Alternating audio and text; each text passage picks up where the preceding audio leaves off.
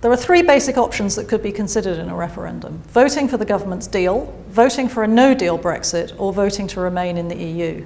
Some people might think there's a fourth option of continuing the negotiations, but that seems very unlikely to be agreed by the EU, so we don't consider it any further here. When it comes to the structure of the ballot paper, again, there are three ways of doing it. The first way would be to have a simple yes-no question on the deal.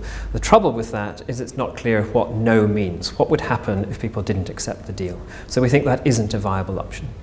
Another format would be a referendum that pits two of the three options against each other. If there's no deal, then clearly there are only two options left on the table. So a no deal versus remain referendum is completely viable, and that's pretty straightforward. If there is a deal, you could pit the deal against remain, which is what many people want, and it's definitely viable, but it could create frustration amongst those who want a kind of hard Brexit or would prefer the no deal option.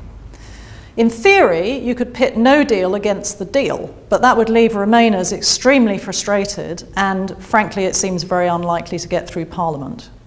The third approach would be to have all three options on the ballot paper.